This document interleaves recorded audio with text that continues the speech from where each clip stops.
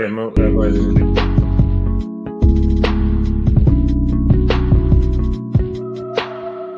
Hi there, welcome to a new concept for the channel where you, the viewer, gets to come onto the show and tell me, Houston, we have a problem. I want to hear from you, your community, and the issues you have with the United Kingdom currently. And the only thing I ask you to do is start a conversation with, Houston, we have a problem. When you see the description on YouTube, all you have to do is scroll down the description, click on that link, it'll bring you straight into the studio. From there, I'll invite you up, and you start the conversation with Houston, we have a problem. And we'll see what we can do to help you, your community, and your problems going forward. You never know, it might be my next journey, length and breadth of the UK, to come to your community and cover your issues. So get live, get involved. Houston, we have a problem. Hi there folks, welcome to the latest live from Craig Houston Talks To, and we hope we can have some of you participating in the Houston, we have a problem part of it. So, as a little trailer done there, said there, if you've got anything that you want to get off your chest, something you're not happy with in society, locally, in your community, nationally or internationally, go onto YouTube, go into the description, click on the link for StreamYard, and it'll take you straight into the studio, bring you up, start off by saying, Houston, we have a problem, and we'll see if we can sort it out for you. So, welcome again to Basil, co-host for tonight, and help me while I play about with all the buttons. How are you today, Basil? Hello, yes, I'm all right, mate. How are you? By average. Thank you for asking. So, you said just as I hit the trailer button there that there was breaking news, and then you and I get muted while that played out. So, what was the breaking news you were about to tell me about? Zara Sultana, who is the Muslim MP for Leicester, and all she ever does is talk about Gaza. She's resigned from the Labour Party and announced she is going to join with Jeremy Corbyn as they form a new party on the hard left of British politics. Good, and I hope many more do that and have breakaway hard left parties, because I think the left need a wee bit of balancing of the parties, you know. Yes, well, we only have something like 19 parties on the right of politics, I think, so a few more on the left won't hurt, I'm sure. I heard Nigel Farage was a bit vocal and a bit disrespectful when he was asked about Ben Habib and Rupert Owl. Did you see that interview that he done? Yes, I did. And he mentioned that, we've got 19. I thought, you know what, you're actually just every day just making yourself more and more unpleasant. It's as if he's like, I've never noticed it until over the last maybe 6 months, about how unpleasant he can be. Is that he changing, or is he changed, do you think? Well, I mean, look, if you ask Ben Habib and Rupert Law and other people who've known Nigel, they'll say this was always the way he was. But in public, I've never seen him be like this until Reform started doing so well in the polls and he started being a little bit cockier. What I will say is this, though. When he turned around and said those parties are about one-man bands and they're all about egos, I thought that was incredibly hypocritical, considering you got to remember, whether you like Rupert or Ben or anybody else, right, they have made their movements and their parties democratic. Right, so they said everything will be voted on by the members. Nigel doesn't let anybody vote on anything. So who's the one with the ego? Who's the one with the power complex here? Well, obviously it's Nigel Farage. Yeah, I thought he was talking about himself when he was making the comments. Yeah, exactly. Yeah, I mean, look, Craig, you're in the SDP, right? You lead them in Scotland, and I've heard you. We've spoke about this before. You said one of the most important things to you was the fact that the members do get a say, that it is democratic. And you said you went to conference and you've changed policies and stuff, because ultimately not everybody gets things right all the time. Even leaders can get things wrong. And it's important for members to be able to say, well, in the off chance that the leader does something we don't agree with, we can either remove the leader, or we can say we want to change things and show the leader by a vote that we want these things changed. I mean, let's be honest, right? If Nigel Farage had a Democratic Party, do you think they still wouldn't have a policy on illegal deportations? Of course not, because the members all want that to happen. So that would be out there right now, but they can't do anything. And Nigel's made that very, very clear. Yeah, that's a good point, actually. They would have had one before the election if that was a Democratic Party. Because I've seen it in my own eyes. I've only been a member of the SDP for just about a year. And I went to the conference in November in Manchester. And I saw it in front of my own eyes. 2 rank and file members made proposals. They went up. They got to sell their case. And we took a vote on it. And the policies changed. But that just cannot happen with reform. And this is when you start seeing the problems we have in it. I mean, I don't mind. See if they want to have an undemocratic political party somewhere in the ether, then crack on and have it, right? I'm not saying that's the wrong way. I'm not saying it's the right way. I'm just saying it's an alternative way. And if such a party exists, then fine. But just tell people, what that you're non-democratic and it's just join us and that's the way it is. And if you don't like the way it is, then don't join us. But they don't have this pretense. And I was talking to somebody about this today. A reform fan and voter. And I said, when I speak out about reform, it's through the frustration. And if nobody speaks out about reform, then reform won't change. But if reform actually listened to people and changed, they could be even more popular. And fine well that, over a year ago, that's kind of where my head was I quite liked the notion of reform, but I found out things that didn't make me happy with the party, so I didn't join them. It's also a brain drain as well, Craig, because at the end of the day, if you, let's say you're a member of Reform or any other party, right? Let's say you're a member of the SDP, you remember your party, right? And, you go, I've got this really good idea. And it's like, well, look, I'm just a member. So what I could do is I could submit it to, a branch chair or something, and we could have a vote and say, do you think that's a good idea? And then it works its way up the chain, and you might notice it and go, who is this person? Let's have a chat with them because they've got really good ideas. They might have really good other ideas. But in reform, what's the point? You know what I mean? What's the point in saying we should do something? It's like, well, we can't do anything unless you speak to Nigel Farage. So back to what did this Shabana the Banana, what did she leave the Labour Party for? That was somebody's comments in there, which I thought was quite funny. Yeah, Zara Sultana. So what she's done, well, look, we all know that for the longest time now, the Labour Party have been courting the Muslim bloc vote. So in certain areas in the country, what they do is they turn up and say, listen, if you get out of your mosque and all vote for us, we'll give you certain things in return. And that's the way it's been. And that's why, in my opinion, they've been covering up things like grooming gangs, etc. But what's happened in recent months is obviously because of this issue with the Gaza Palestine/Israel thing, a lot of people in the Labour Party have been like, look, we can't just support them on everything. We need to push back a little bit. I mean, these people in Hamas are monsters. How can we support that sort of thing? And they sort of tread a fine line. Palestine Action went into RAF Bryce Norton and spray painted a load of RAF jets. The military obviously were furious about this and kicked off and all the rest of it. And Keir Starmer, he wants the Labour Party to be like what it was like under Tony Blair, where, look, there's loads of issues I have with Tony Blair's parliaments that he ran, but at the same time, they weren't as crazy as, say, Jeremy Corbyn. And obviously that's where that split a line. So you've got to remember the reason why the Labour Party won the last election is because they kept that big tent together. And now that big tent is breaking apart, it would seem. So he lost a number of MPs back in, was it October when they did the vote on the winter fuel allowance? A load of the kind of far left MPs left then. But the ones that remain, such as Zara, they've decided, she's decided to leave today over the prescribing of Palestine Action. She says they shouldn't be classed as a terrorist group.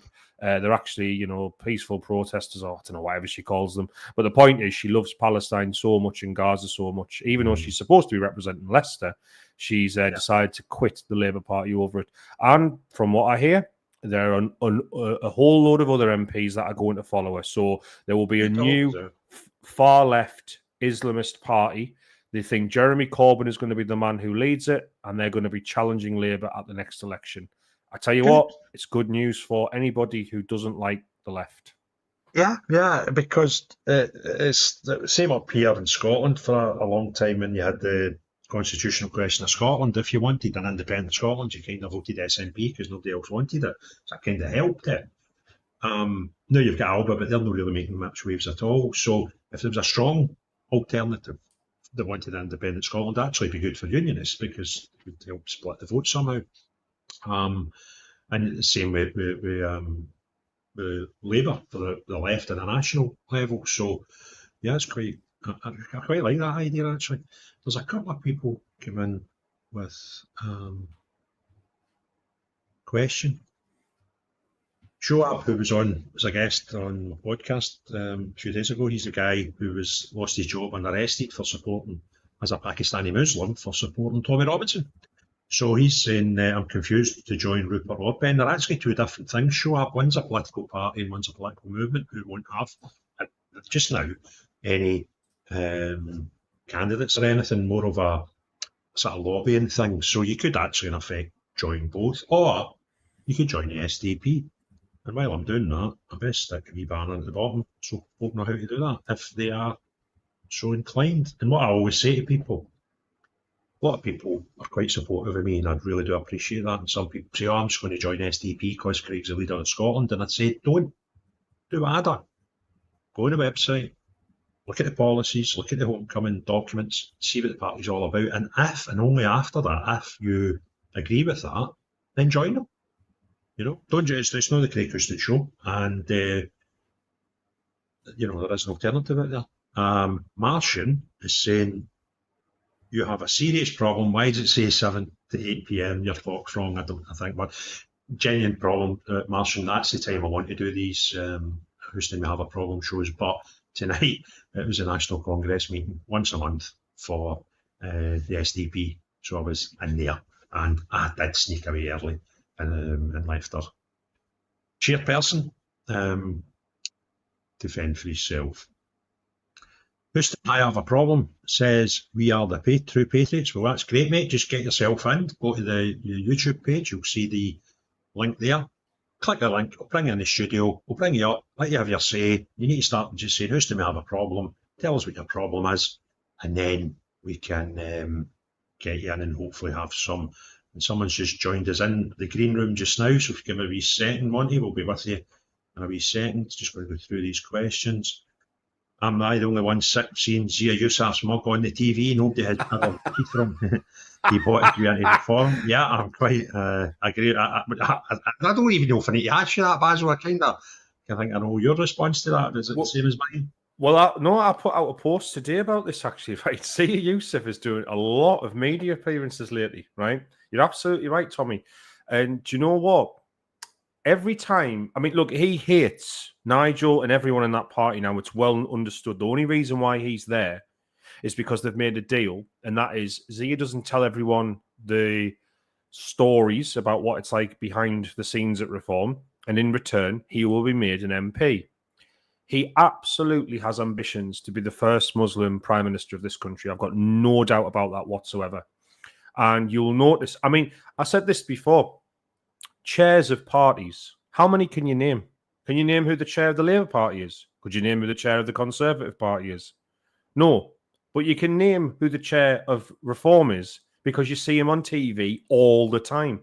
Why is this man so keen on making himself something within this party and putting him out there so prominently? And it's because he genuinely wants to be something important in this country. And this is his way to do it. So when Nigel Farage, who, by the way, you caught the Fraser Nelson documentary last week, who said, I don't even want to be Prime Minister. He doesn't want to be Prime Minister. But I tell you what, I guarantee you Zia Yousaf does. Mohammed Zia Yousaf is one of the most ambitious men in that party, and he is stopping at nothing to try and be the leader of it one day. I guarantee you that. Smashing. Right, we've got Monty coming in. So, Monty, you know the rules. Houston, we have a problem. Love it. Hey, I'm obviously shy, right? So I'm not going to put my camera on, so I don't want you all that stuff. And I haven't had a shower yet, right? However, I watched your video the other day on climate change, and in particular, the whole ironic situation about how the spikes in temperatures were around an airport, okay? Yeah. Okay. So I commented on that particular thread, and I wanted to point you to a couple of different resources on this subject, because I'm a similar age of you, and I have been an avid follower of the climate change scam since it began. Okay. However, the bit that annoyed me about it was that I put up a couple of resources to you, a particular website I think you should go and view, called What's Up With That.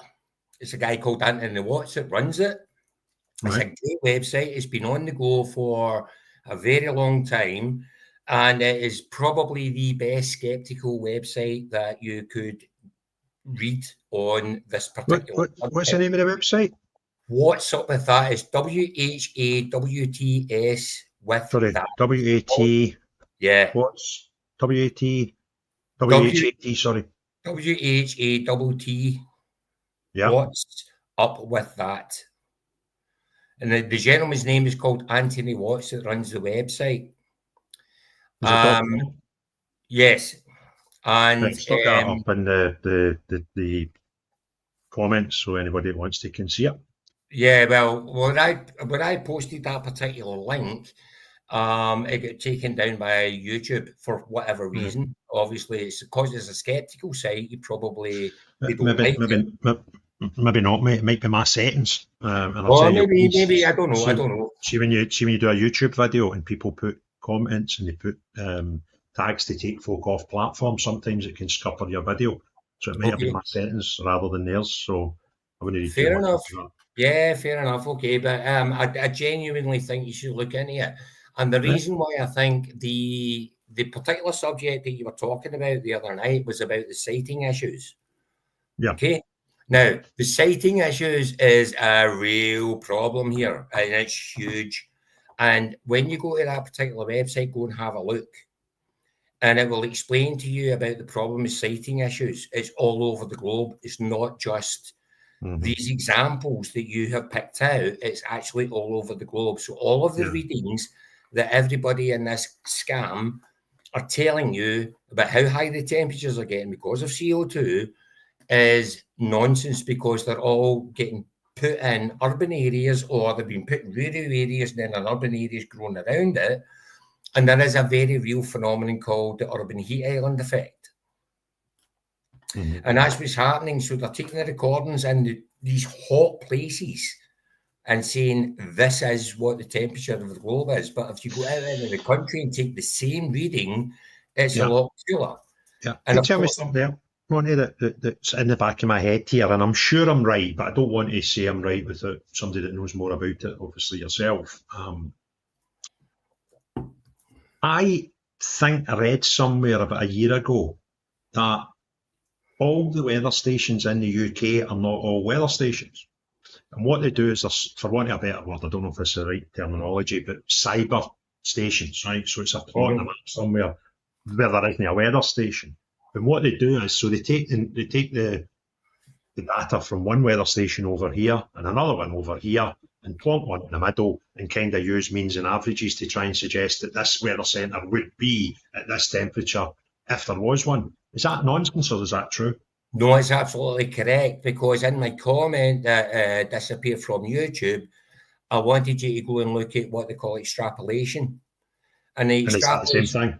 It's exactly the same thing. And what's happening is it's absolutely bonkers, right? So the way this whole climate change nonsense works is you're supposed to see all the heat happening up in the poles, north and south poles, right? Yeah. And so what they've got data stations round about the coast of the poles, right? So if you go up to the North Pole in the summertime, it only lasts for about 3 months up there, right? All the ice melts, not all of it. Obviously, the inland ice does not melt, right? The inland ice is still there. It was never going to be as miles deep, but the stuff that's on the ocean and stuff like that melts, and the coast actually turns into a beautiful ecosystem where there's birds and oars and God knows what else that are cutting about there, right? And then in the wintertime, obviously, it freezes back up again, right? So what they do is they put the weather stations there at that bit where the weather's nice, right? And then in the summertime, obviously, let's just say at the summertime in the coast of the North Pole, it gets to say 18 degrees, as an example, right? So that's warm enough for the ice. It's already melted at that point. Plants can grow and everything's doing its thing. The inland temperatures, on the other hand, are still minus 60, minus 70 degrees. But what they do is they take the coastal temperatures and extrapolate that out into the rest of the continent. Okay. And so they then turn in and try and explain to you that this massive continent, which is bigger than Australia, that at the coast, 500, 600, 700 miles away, it's the same temperature as it is at the coast, which is complete nonsense. We all know that. I live in Glasgow, same as you, mate. And I know that I can go from Glasgow to London. It's like 15 degrees here right now, and it's 30 degrees right down there. Yeah, I mean, listen, you can go from Glasgow to Edinburgh, and I used to. Right. I'll tell you a funny story. My youth, I was living in Bridge of Weir, and I played football down at Port Glasgow, and I was like under 17s or 18s or something. And the guy that was a coach was from Kilmacombe, so he used to come into Bridge of Weir, pick two of us up for the games, and take us down to Port Glasgow. I opened my curtains one morning, and the snow was about a foot thick, and I thought, Greenock, you know that, it's about 10, 15 minutes away. I thought the game's going to be off. So I went back to my bed.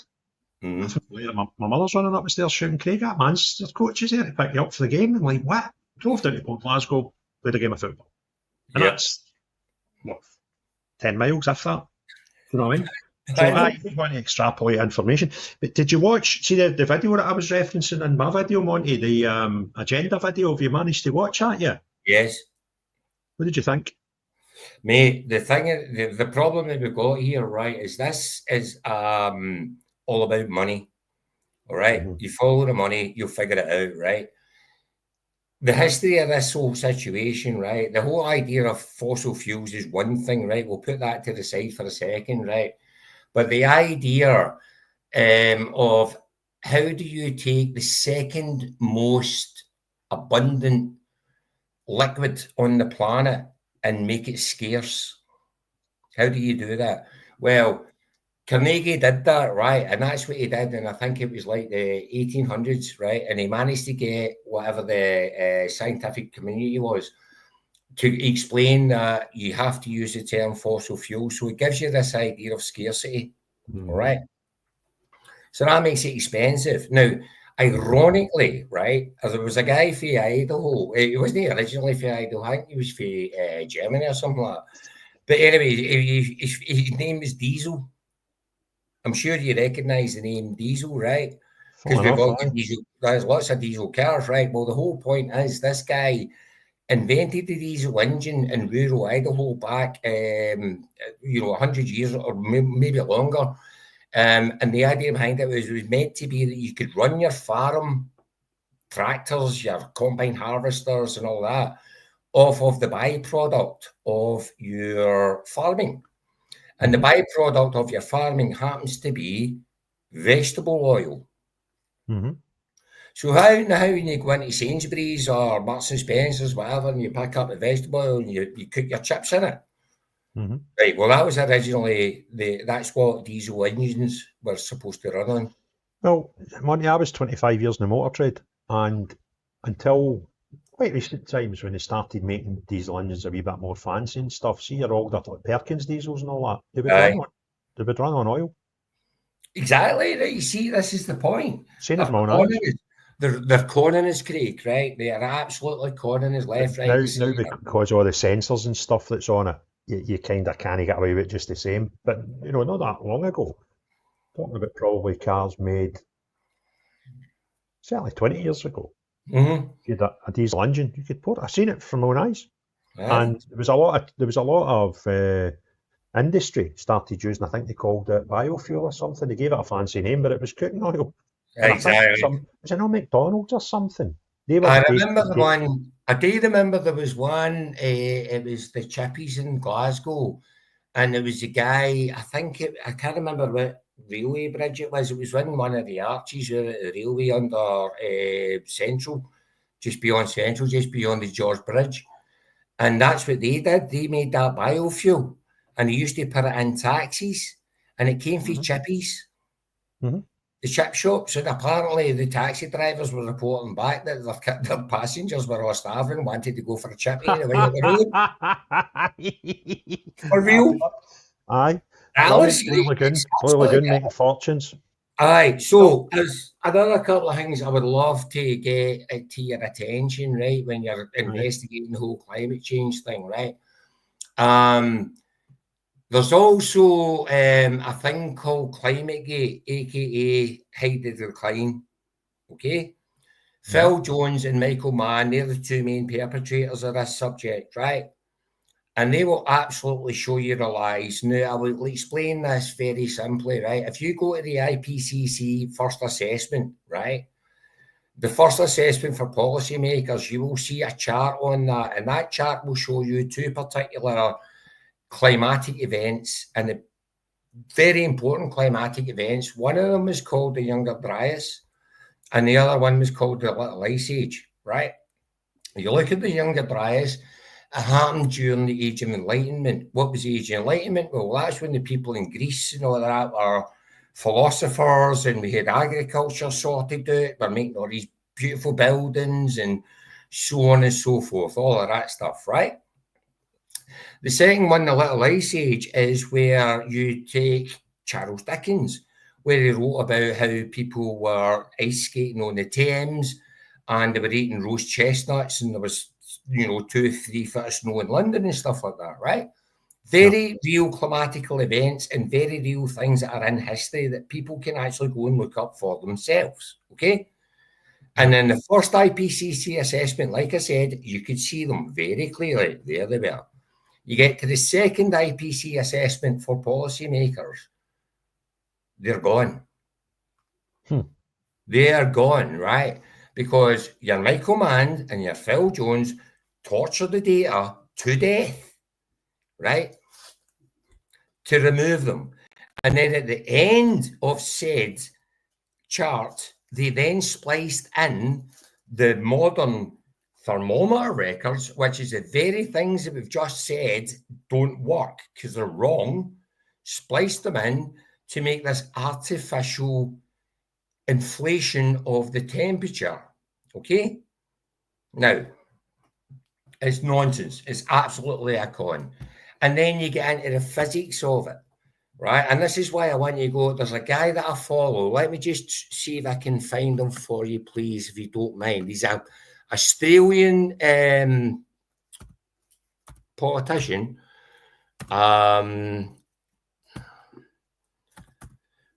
His name is Senator Jane Riddick. Senator Jane Riddick. Senator Jane Riddick has a video that I did try to post to you the other night that has got an absolutely brilliant takedown of this whole piece of nonsense, right? And we could get right into the real physics of this, right? There are certain things like the way the energy transfers itself, right? Radiative energy is literally the most least important, which is the one that Albert Einstein himself said in his famous fucking, oh, sorry, I swore, I beg your pardon. And his famous general relativity statement, paper, pretty much said that radiative forcing is pathetic. It's not worth a point, right? Convection and conduction, that's how it works. That's how energy transfers. This whole thing is based on radiative energy. And what does that mean? Well, that means that when CO2 can actually start to warm the atmosphere, it has to be minus 80 degrees Celsius before the CO2 does anything, which is why it collects at the top of the poles. Now they put a satellite up there. I think it was in 2010 they put it up there. They've been measuring the temperature ever since, and there isn't any heat. It's not there. It's complete nonsense. Everything that they're saying is nonsense. Oh, I'm sorry, I can't hear you, mate.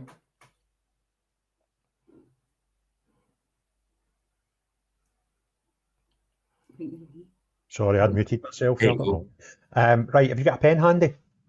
Let me grab one. 2 seconds. Yep. Right. Because you've had bother trying to contact me with stuff on YouTube, Craig Houston talks to at gmail.com. I need a pen. Yeah, got it. Don't tell anybody else that, right? Craig, no worries. Right, let me get this. Let me get this sorted. Right, I've got my pen. Let's just hope it works. Right, say that again, please, if you don't mind. Craig Houston talks to at gmail.com.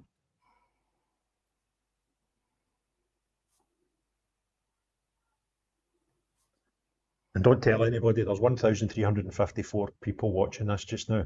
Don't let anybody bother. Right, don't share it with anybody, right? No. What a wealth of information you are, my man. Basil, any of that interest you that you'd want to take benefit of Monty being here just now and pick his brain on anything? Yeah, well, when it comes to these kind of theories, that I do struggle a little bit compared to you. But no, we were talking about the whole temperature thing, and the other day, weren't we? And we were saying how I fell about laughing when you told me the story about how they got the biggest temperatures in the UK and stuff. Because it was twice in one day. Heathrow Airport and an airfield base. I wonder why. I wonder why. And has anybody noticed as well, when you see a weather report, like in today's world, if it's 25 degrees, it's a bright orange or a red. Whereas back in the 70s, it was a nice yellow. And maybe that was just a nice day. That was just a lovely day. You might not need your jacket. Exactly. They're pushing it out, if I'm telling you. Right. Well, Monty, listen, thanks very much for coming up, because we're doing this show and I'm not getting as many folk up as I thought. So hopefully you've inspired other people to do it, because it's folk are quite happy to have chats on the comments, but you get that in a load of channels. It was actually Basil's idea a couple of weeks ago when he went, I thought about this, and I thought, that's a good idea, let's try it. So I've done 2 or 3 now, and we're starting to get people using it for what it should be, and that's people coming up saying, Houston, I've got a problem, and get some stuff off their chest. So thank you very much for doing that, mate. Been my absolute pleasure, gentlemen. Thank you. And hopefully we can hear from you again. So I'll let you do one other thing, by the way. Yes. Before you depart, what's my catchphrase? Houston may have a problem, or should it be the best one, which is, cheery bye now, have a great day. Cheers, mate. Have a great day. Okay. You guys go. Thank you. Enjoyed that. Thanks, mate. You've got another one there, PT. Do you want to come up, PT? You said, Houston, I've got a problem. Get a link pressed, mate. Now that our Monty's broke the duck, there's a few questions come in. Well, we've been chatting to Monty there, so we'll go through them, and then hopefully we can have another guest up, because that's what the show's all about. It's not about me and Basil. We'll kick it off, but it's to try to encourage people. What I really like about these lives is the interaction, because normally I've spent 2 years making videos, sitting looking at that camera in the house myself, and you get no feedback until we put the video out and people leave some nice comments or otherwise. And so that's why I quite like the lives. You don't get this interaction through the comments, but it's just taking it another step. So please, if you're interested, get into YouTube, look at the description, click the link to StreamYard, and we'll get you up, just like we've done with Monty there. So go to the questions that we've picked out. Tell me, Craig, is your nickname Wee Huey? Please say it is so. No, it's Big Housty. So you were close, but no banana. James Houston, he might be Wee Housty, right? I don't know. Basil, obviously Labour down south are Zoomers. However, my concern up here is folk forget Bobag Lord Jack McConnell and what he started. Now, can he say this or say that? That's one for you, Basil. I don't know if there was a question in there. Just saying, hi, Labour down south are Zoomers. Yeah, look, I think the new Labour, Labour is become the party. How I describe it is what Little said once, which is Labour used to be the party of the working class, and now it's just the party of tossers. And it is, unfortunately. If you look at the people who join it, who've taken it over, they're absolutely obsessed with things that everyday working people couldn't give a toss about. All right. Now, that PT took us up in his offer, and he's in, so give me a wee second, PT. I'm just going to go through 2 more comments, and we'll get you up, buddy, and just you better practice how you need to start the conversation. So we've got Alan saying, will she resign her seat? I take it you're talking about the banana women. So I kind of know is the answer. It's not the way it works, unfortunately. So no, she'll not be resigning her seat. And Kev the Ranter. Hi, Kev. Are you going to come up and let me abuse you verbally? He is saying, I am starting my own party. Well, there goes my canvassing manager, because he was meant to be the canvassing manager for my election campaign. So thanks for that, mate. So anyway, PT's disappeared. PT, you were in the waiting room. And now you're not. So hopefully you've just got a wee bit of problem. You'll see you back in a few seconds and we'll drag you up.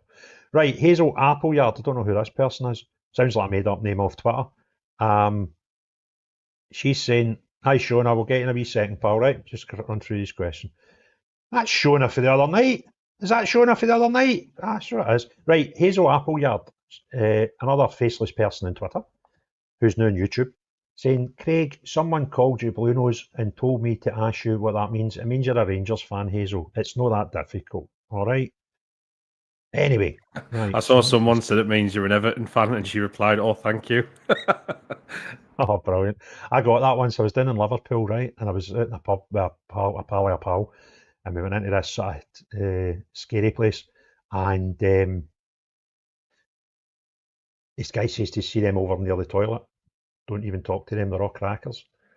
So I'm bluttered. Half an hour later, I need the toilet, and I'm walking past them. And just as I get past them, one of them said, how you blue nose bee? I'm like, excuse me, mate. I mean, you don't know me for Adam. Why did you call me that? And how did you know I was a Rangers fan? And he burst out laughing. He went, no, I'm talking to him. He's an Evertonian. I didn't know that. So anyway, there we go. So PT's managed to sort himself out. He was in first before Shona. So Shona, don't kill me. Don't fall out with me. I'm going to bring PT up just now. Hiya, PT. How you doing? How you doing? Shona, don't kill me. Don't fall out with me. I can hear us in the background, mate. You turn your... Good evening, everybody. I hope everyone's all right. Great, mate, but it's absolute shambles. The ear's going to turn off. I'm going to take you down just now, right? See if you do us a favour, PT, see whatever you're watching is on. You need to turn that sound down because we're hearing everything bouncing off the walls and stuff. So if you could sort that out and come back in, we'll get you up. Shona, you know the script. Houston, we have a problem. 2 out of 2. What's your problem tonight, Shona? Well, I might actually surprise you here. I think I might have that echoey sound thing going on. No, you're not half as bad as PT was. PT's disappeared. He's not even in the green room anymore. So PT, just come back in any time and we'll get you up, pal.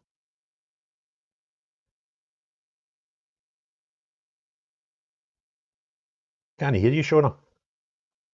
I was waiting because I wasn't sure if you have that crazy echo thing. I was waiting to find if that was the case. No, it's all good, buddy. So what is your problem? Not traveling computer.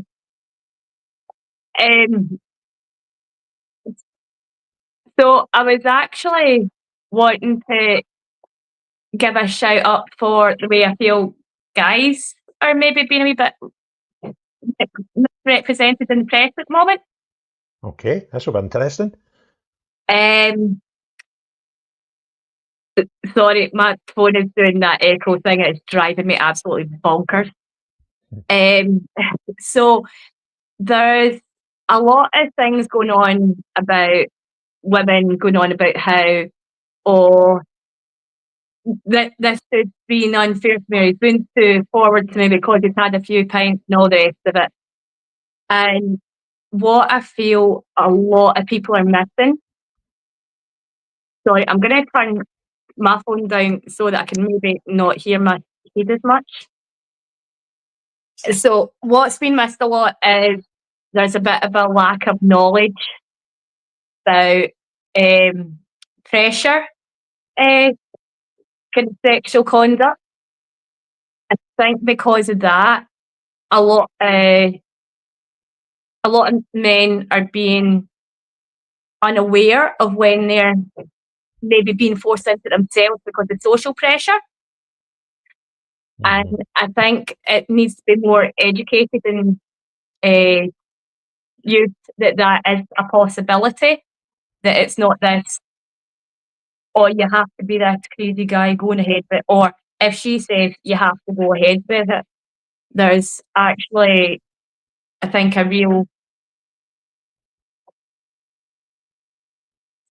think I'm holding on because I can't tell when you're getting the sound in. But I think it's really unfair the way they're being misrepresented.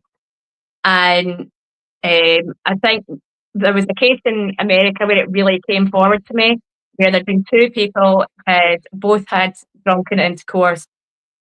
The guy felt this was pressure, but he was one convicted. And I think in Scotland, given Scotland's drinking culture, which I have actually nothing against, I love a good night in the pub, despite the fact I don't drink. There's nothing better than a bit of drunken humour. Yeah. But I think maybe we need to be a wee bit more aware that we need to educate youngsters in that before they undertake the drinking culture, which they tend to start in their early teens. Aye, no, and I think whole society. I went to an event a fortnight ago in Edinburgh, a silent protest, and it was these people that really made me aware of something I wasn't sure about, and that is when men are up on abuse charges, certain evidence they're not allowed to present in courts, and it sounds to me as if the law was started with good intentions, but it's been abused by the prosecutions now, and it got me thinking. I thought, I'm glad I'm no younger than I'm now, because you would kind of need to get a lawyer present and two eyewitnesses to sign a document before you've done anything in private. Mm-hmm. Yeah. Even then, you might not be able to produce that as part of an evidence in any to defend yourself. So, yeah, I'm with you on that. Now, as far as another one, what's sorry? Another side of the argument I would like to raise. And before I go any further, so I don't get absolutely lynched by any women that's absolutely been through any form of domestic abuse, I think men are more liable to mental domestic abuse than they realise or are willing to admit to even themselves before it's raised. And it is so much harder for a man to get charges proceeded with if they have had domestic abuse, which I have seen men suffer from as well. And I think in those laws it would be far more equal. Mm-hmm. I think, again, personal circumstances, you'll understand why I'm going to say this, but a very good lawyer that has been speaking to me over the last 2 weeks because of my own situation explained to me that the judiciary now is very much, and this is where I don't like the wording, they say victim orientated.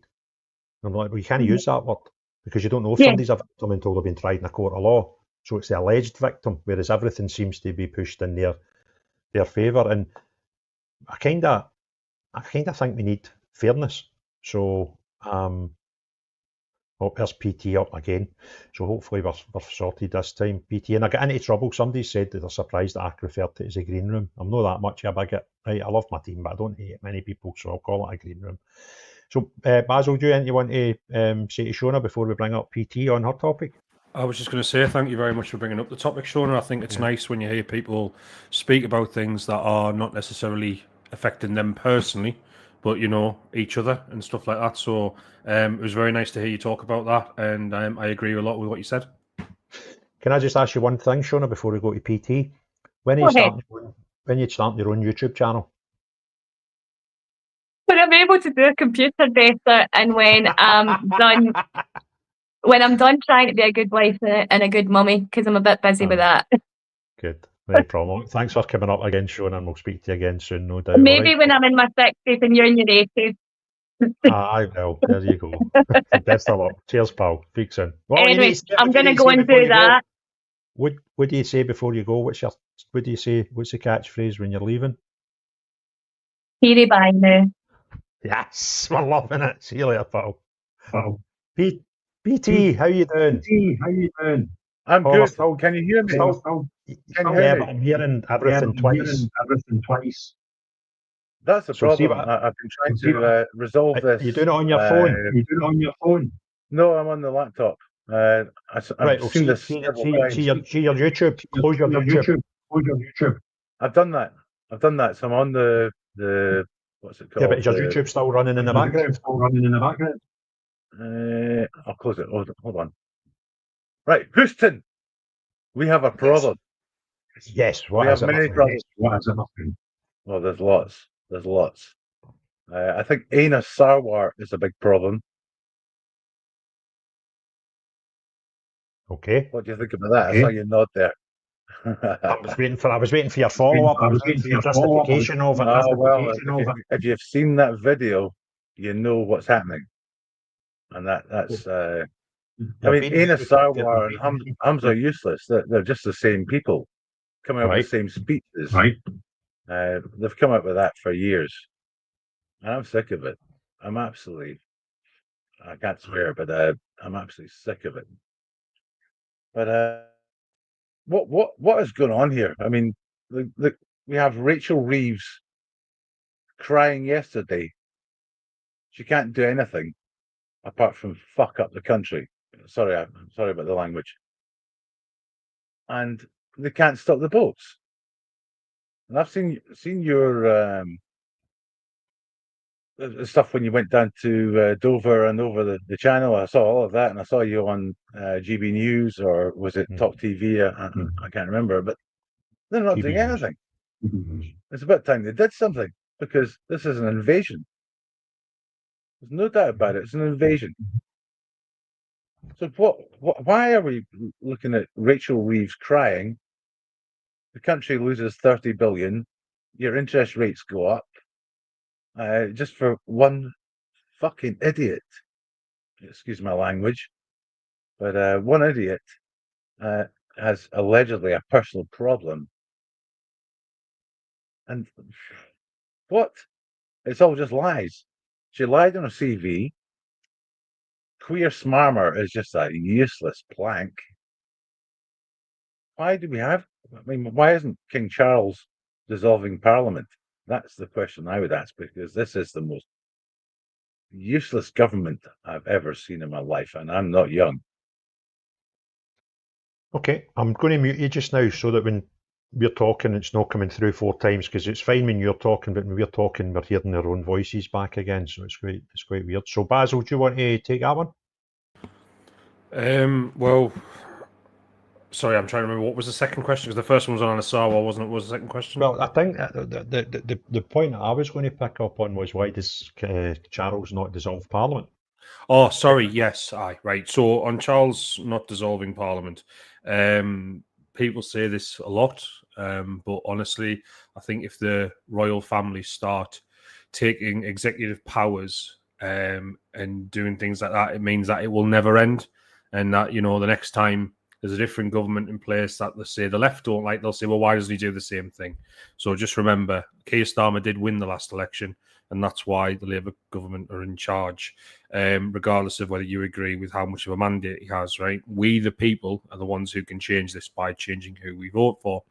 As for Anasawa, look, I agree with your criticisms of him. At the end of the day, right, Anasawa is a sketchy individual, I would say at best.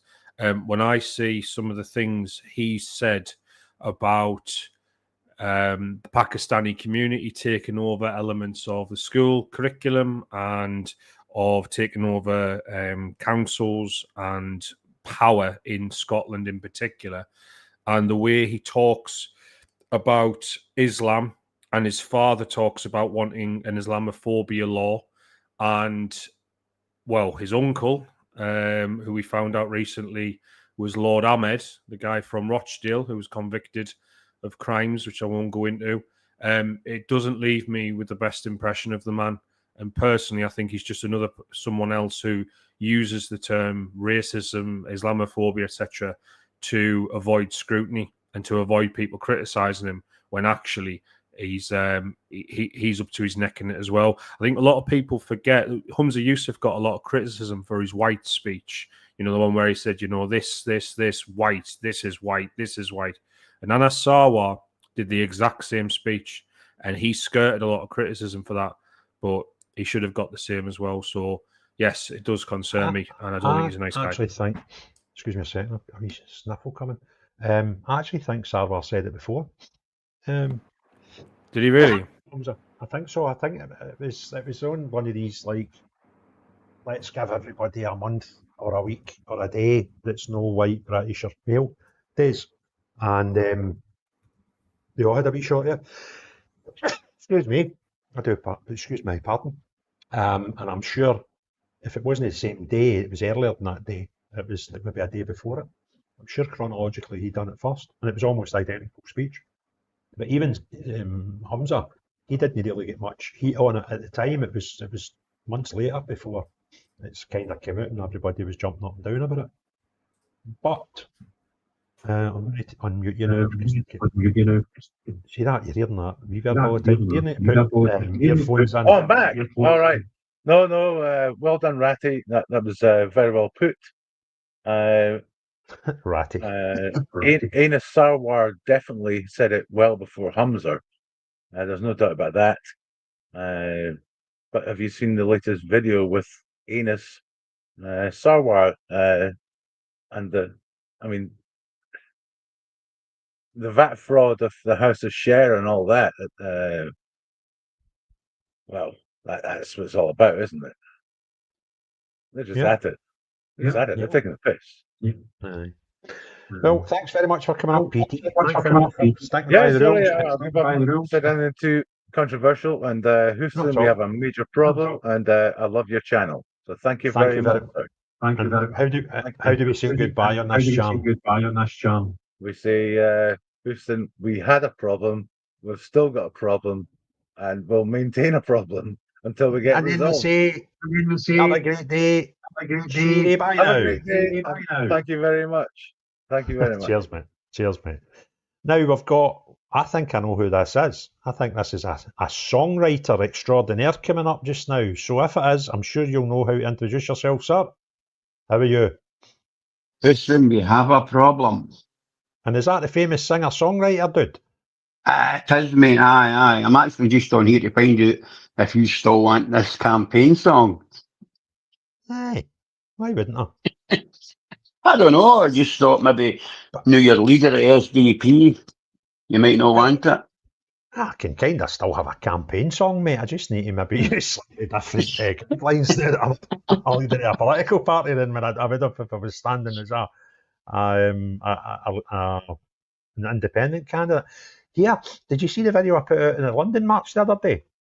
I did. I actually was going to ask you, are you going down on the 13th? I will be in London that weekend. All right. I'm going down too. In fact, there'll be a song coming out for that over the next. I'm actually in Scarborough just now. I'm on holiday. Good for you, mate. No, somebody sent a song last night or the night before, and it was a rock ballad. One was a sort of hard and one was soft. It was the same lyrics, and I had already made up my video for the march down in London, and it would have kind of fitted in well with it. So I just done another one. So if you go into the YouTube channel, what did I call it? The video. Am I echoing or is it? No, you're not. No. I can hear you. No. I'm kind of hearing that echo. I've got headphones on right enough. But my biggest problem here is YouTube keep demonetising my music. What? How can you do that when it's your music? On the channel, they just demonetise it. Absolutely ridiculous. You ought to see some of them that get demonetised for the stupidest thing, yet they still show adverts.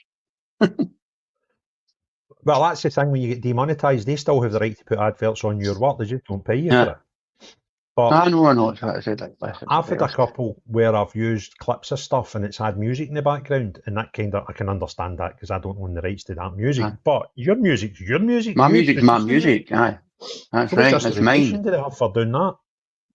Politically incorrect, supporting terrorism, was the last one. The one there I done about the one that I done about anti-halal meat, it got shut down because of cultural tensions. That was the word I got. Basil. Yo.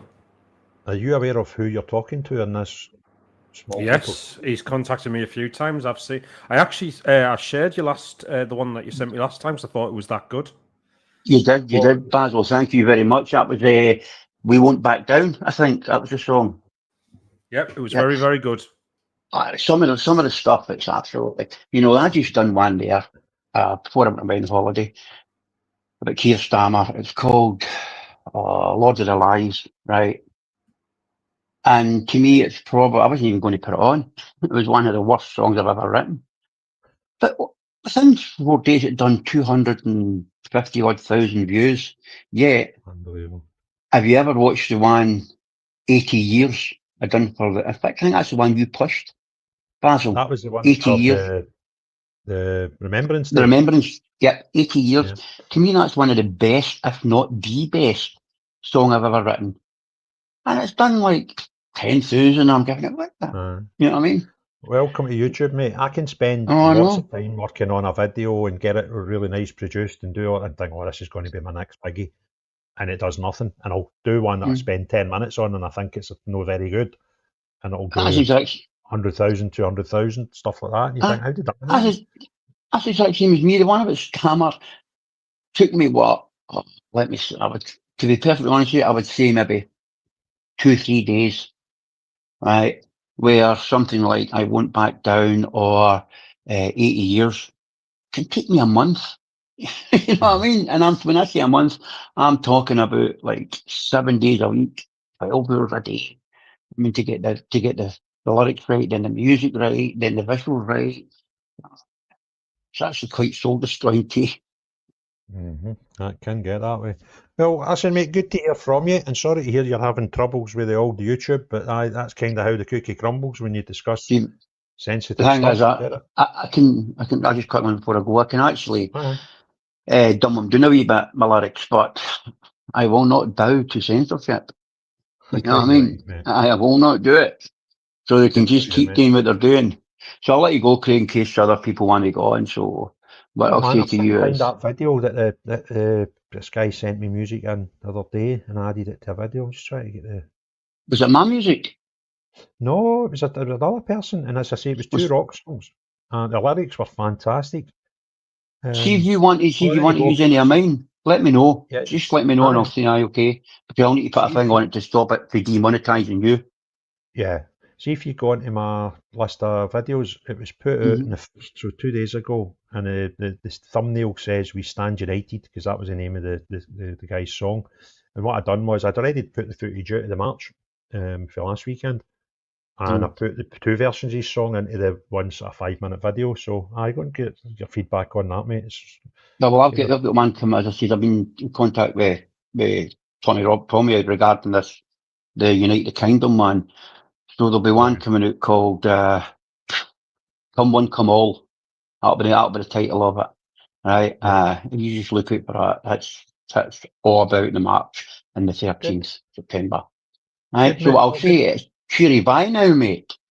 Well done, that man. See, we're getting folk are getting the rules. And thanks again, Basil, for pushing that out for me away back then. Okay, mate? No problem at all. You take care, guys. You keep up the good work. Take care, buddy. Be good. Good. I was just going to say, there's been some breaking news, by the way, Craig. Go on. So, you know how Zara Sultana said that she's going to join this new party with Corbyn? Don't tell me Corbyn said, no, I don't like her. Right. So what's happened is she put out a formal statement saying they are going to co-lead a party together, right?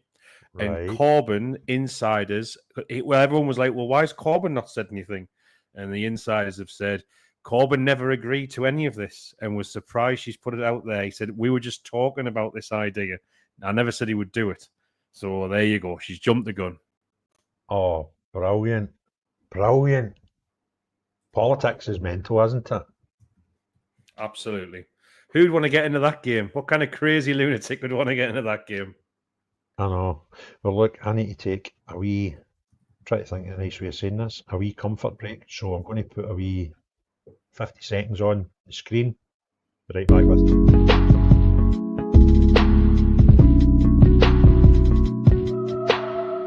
Hi there, welcome to a new concept for the channel where you, the viewer, gets to come onto the show and tell me, Houston, we have a problem. I want to hear from you, your community, and the issues you have with the United Kingdom currently. And the only thing I ask you to do is start a conversation with, Houston, we have a problem. When you see the description on YouTube, all you have to do is scroll down the description, click on that link, it'll bring you straight into the studio. From there, I'll invite you up, and you start the conversation with Houston, we have a problem. And we'll see what we can do to help you, your community, and your problems going forward. You never know, it might be my next journey, lengthening bread to the UK, to come to your community and cover your issues. So get live, get involved. Houston, we have a problem. Right, that was good timing. I was just pulling the tray back in front of me there, just as, let's call it the advert.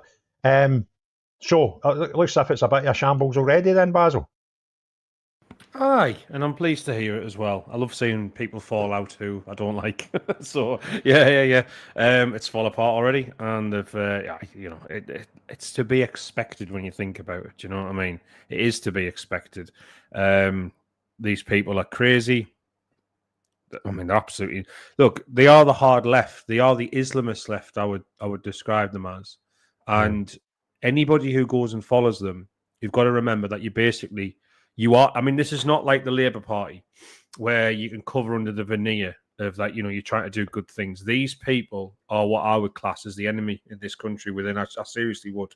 They're really nasty people who want to see proper communism brought in and Islamism and all the rest of it. I mean, they actively promote it all the time. So, I wish them all the worst. You don't have any love lost to these people, do you? No, not at all. And let's be honest, Craig, right? Look, I don't know if you can say this or what, but you don't like them either.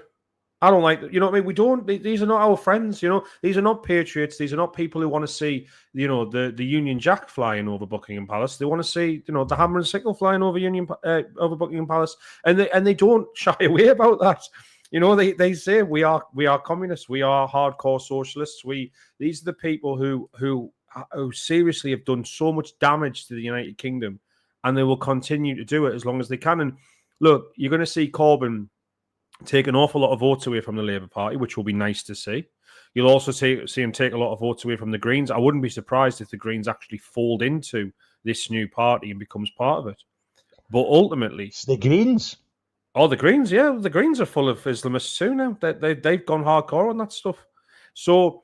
I think that the Greens aren't interested in environment anymore. They're interested in other things. Yeah. But what you're going to which I find bizarre. Yeah, what you're going to find is that. And by the way, the polls come out just there now from Find Out Better, and they found that they will even. So what they've done is they've done a poll: if Corbyn was to make a new party, where would people stand? And they found that they will even take 1% of the SNP's vote off them. So when I say 1%, not 1% of their total vote, I mean 1% in the polls. So the SNP total in the polls are 3%. They go down to 2%. So that's a third of the SNP vote would jump to Jeremy Corbyn's party. That would be funny. Yeah. A third of the SNP vote would move over as well. I'm not going to Basil read out Secret Squirrel's comment.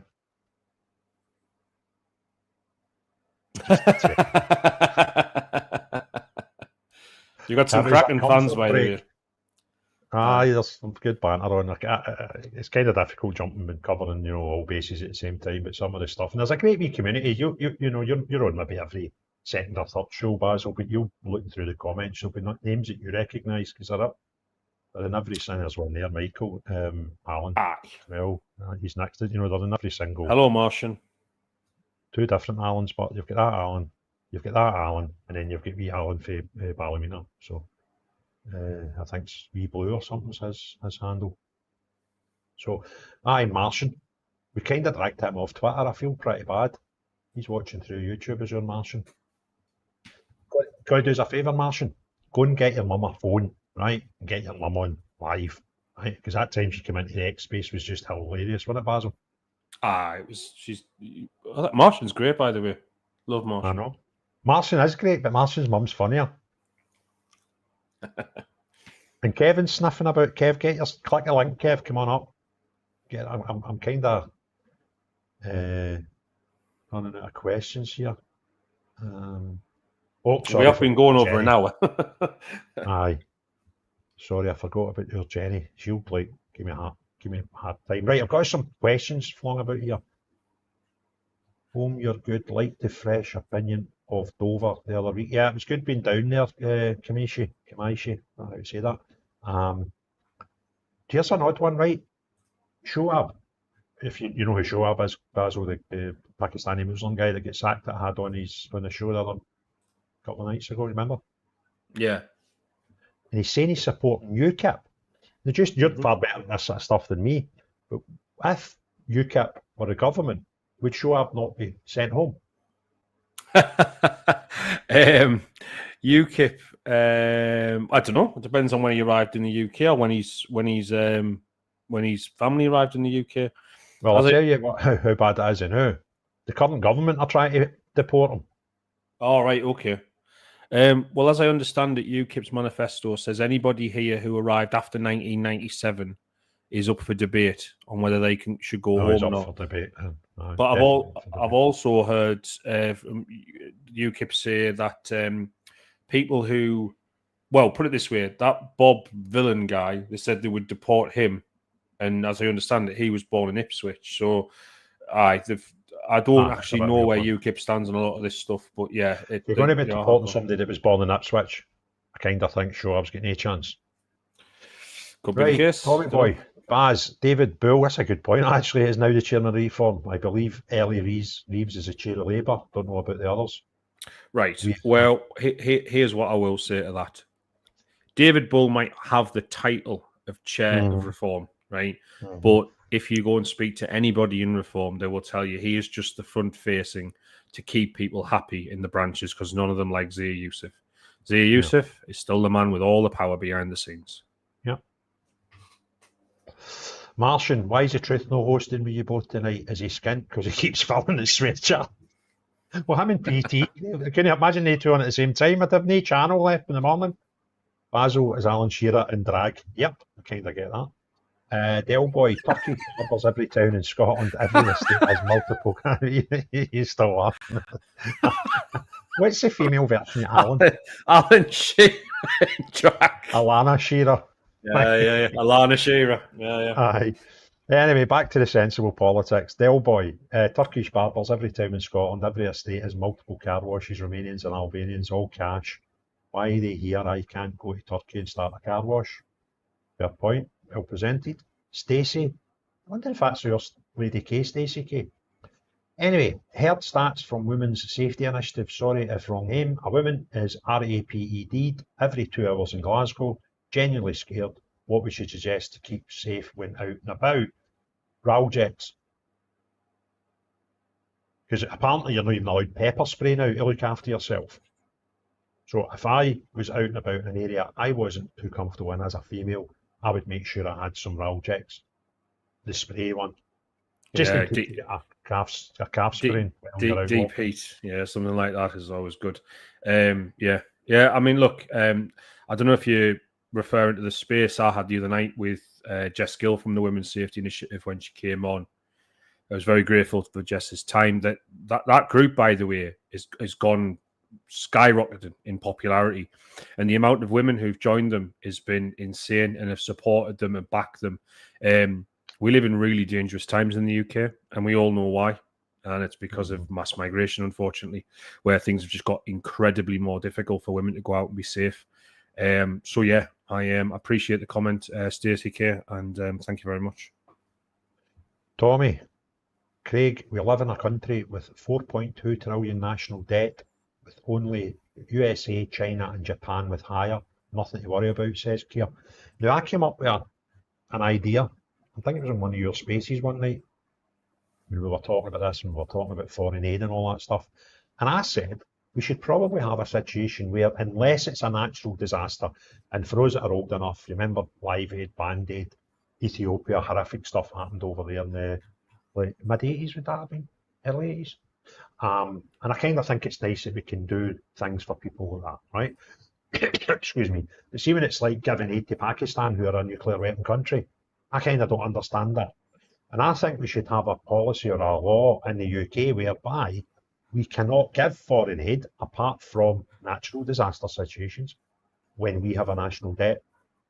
If we have a national debt, I'm really, really sorry, the rest of the world, you'll kind of need to fend for yourself for a wee while. Is that fair, Baz, or is that unfair? Yeah, I actually liked, I think it was Rupert Law's idea, which said that he basically said that the MP should be forced. Wouldn't you? No, Yeah. Rupert. Have you got a photograph of Rupert beside your bed, by the way? No, I've got a big one of them on the wall.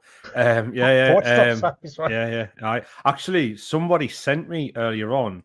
Thanks, Stacey. Yes, Stacey K. Do you think those stats are correct? Yes, Basil, the space was great. I've got no reason to doubt them, Stacey K. I've got no reason to doubt them. Thank you very much, though. Yeah, the space, it was enjoyable and very informative. Look, what he said is basically MPs should be forced to vote. So if there was an issue that came up, it should be like you should have to put your name to it and say we signed off on allowing our money to go abroad. Because right now, we've got such a weird system where basically if we borrow money, right, and pay interest on that we then give away for free to other countries. I mean, that's just insane. That's absolutely insane. And yet we do it all the time. And I just don't understand it. I really don't understand why we do this. Linda Ross has just popped in his comments saying, I've carried an alarm about with me for years now. Is that one of the ones you just pull the thing and it's got a mad squeaking thing, Linda? If it is, I was a sales director for an industrial cleaning company down in London for a while, back about 08 time, around about then.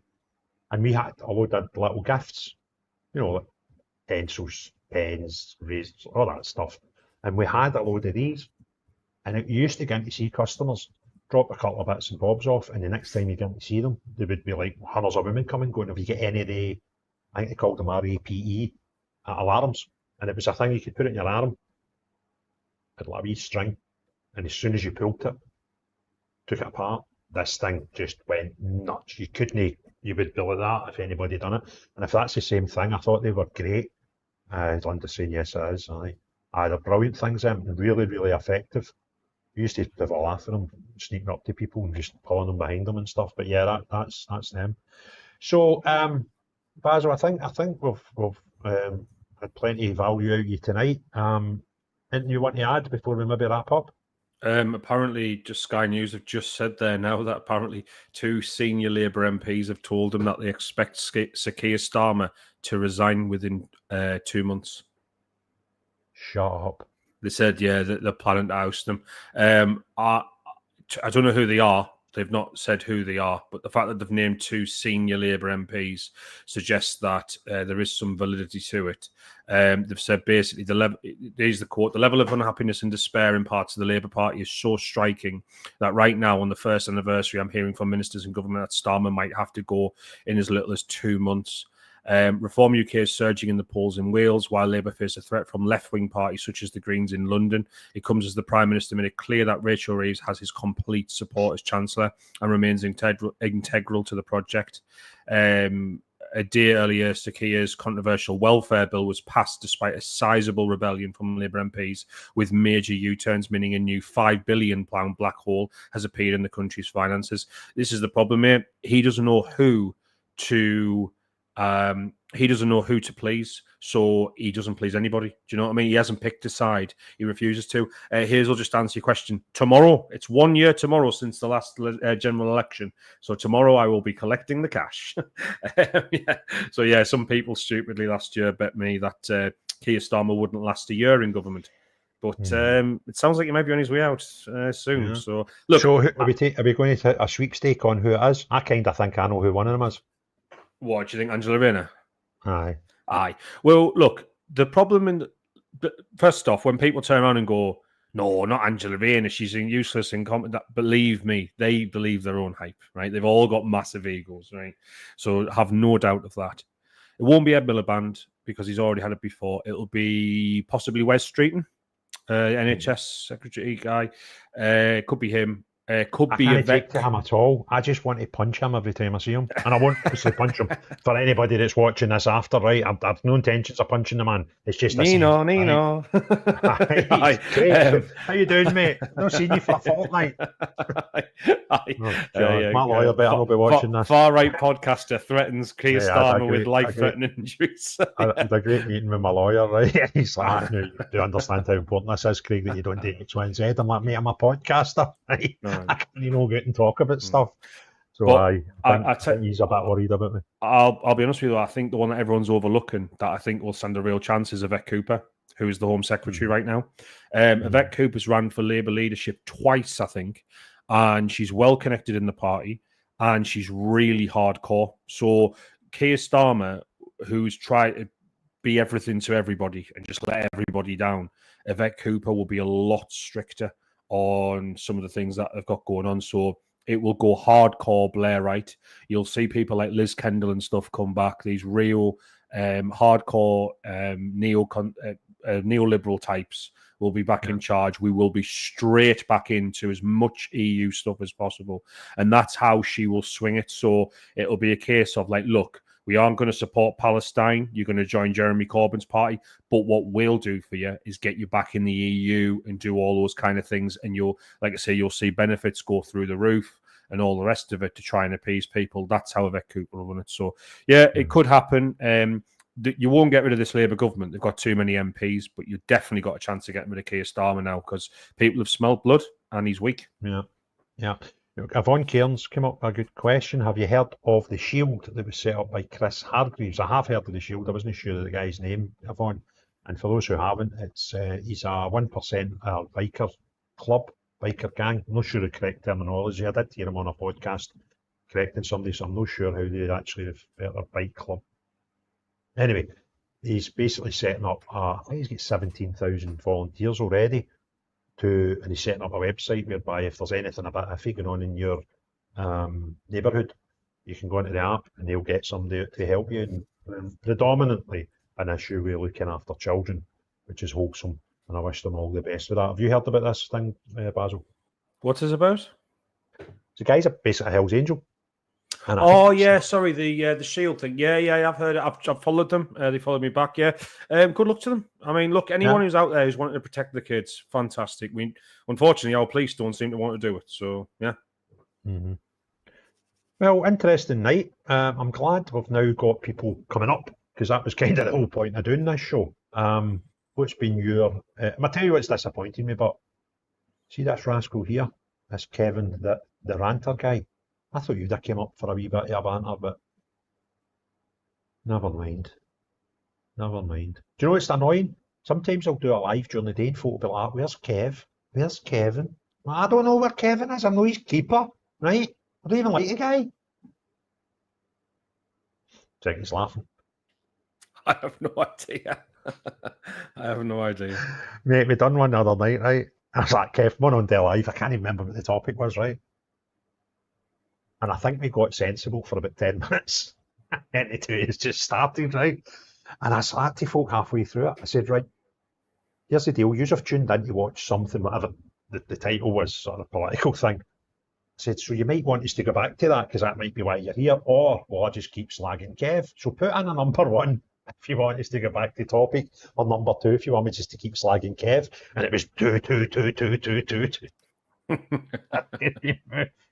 You're brilliant, man. Absolute legend. Anyway, sorry, I cut you off. So have you enjoyed tonight's show? Absolutely. Always great. It's been good, the interaction, hasn't it? Is this the part where I say cheer you bye now? No, you could do that if you want, right? But I'm just saying it's like almost like becoming an X space on YouTube, which is kind of what we're trying to make it, wasn't it? When you come up with the idea, and I thought, yeah, let's do that. Mm-hmm. And I think, is this maybe the 3rd one we've done? And that's I've been on here a few times now. Aye, but I'm talking about doing a Houston We Have a Problem. Sorry, my mistake. In this format. But it's just, it's good, and I just want people to come up, and it's their show, I'll still do my lives and have folk like yourself on as guests doing lives periodically, and it's good, I think, to have a co-host up here for these ones as well, because the odd time I want to do something, if you're talking, that gives me a chance to look at comments and stuff. So I kind of hope. Unfortunately, though, folks, I am going on holiday. I'm only away for a week from Tuesday, so I will probably put an odd video. I'm going to try and get a wee bank of half a dozen videos to drop in while I'm away. But if anything mental happens, like Star Nervous gets sacked or something, I will have my camera. So I will be able to get it, but I just could not. I'd get absolutely murdered by my better half if I say that I'm going to go and do a chat room for an hour and a half. Anyway, Jenny's saying we have a problem. Our Kev won't talk. Maybe in the huff with me because Rangers have signed some players and he's getting a bit worried about next season. He'll not get the gimme leg. So, what's up? What are you up to tomorrow, Basil? What's your tomorrow there's a live space on X at 12 o'clock midday. I've got Connor Tomlinson coming on to talk about the ICCC. So that is the Independent Community and Cohesion Commission. They basically have they basically put something together where the government want it to be investigated why the Southport riots happened, right? So the Southport riots, obviously we all remember them, riots around the country in a lot of cases, and essentially they've said, well, we need to investigate why these were. And the people they've picked to be on the commission are biased already. They've said things like it's because of racism and all the rest of it and far right and all that. So basically, you know, essentially it's a very, very biased thing already. So I've got Connor Tomlinson coming on at 12 to discuss that. But other than that, I'll be trying my best to enjoy the weather and have a great weekend. Well, thanks very much for coming on again. And just like to say thanks to everybody that did come in. The comments have been good as usual and busy in there. The views have been great. We've almost, I think, 2,500 been on YouTube, in and out, not all at the one time. But Basil's currently got 1,445 through his X channel, which is fantastic. And he sent me a wee message while we were live. We were beating some big accounts doing lives on Twitter right now, would we not, Basil? Yeah, we're beating GB News. It's mental, isn't it? It's pretty mental. That's two dafties and a few followers jumping up for a blether, and it's getting more hits on Twitter than GB News. What was the other ones in that screenshot you sent me? There was some big names there, was there not? There was a few. I can't remember them now, but there was a few people on there. Let's not gloat too much. No, I'm not gloating. I'm just to say thanks to people. You know, it's amazing the amount of people that follow. I can't find my phone. Oh, there it's here. That follow you on Twitter. Obviously, they're used to you. If anybody's not, I would recommend if you're on Twitter, try having a look into Spaces. They're like this without the video, and you can go and have your say. And they're good. And Basil hosts most days. You're doing some, but yeah, aye. Look at the figures. I'm not going to start boasting in the names of people, but I think the GB News one's quite funny. And I like GB News, so it's no. There's Alan asking, what is Basil's channel? Well, he's on Twitter, and it's Basil_TG. What is that again? MD, yeah. You just type Basil into Twitter. It'll come. You'll see the logo. Yeah. So it's the same thing, the same logo. And yeah, thanks very much for your time again tonight, Basil, and thanks very much to everybody who's tuned in through all the different platforms and left some comments. So the banter looked as if it was good fun in there again tonight. And thanks very much for the 3 people that came up. Love it. And that's what I kind of want to do with this programme when we do the Houston We Have a Problem. Get in, get live, get everything off your chest. So all remains to be seen is if you enjoyed it, make sure you subscribe to the channel. If you're already subscribing, make sure you hit the notification bell because YouTube will let you know when I do a live. Should do it as it goes live, and you will get a notification within an hour or two when I put out any videos. So thanks very much to everybody. Have a great day. Cheery bye now.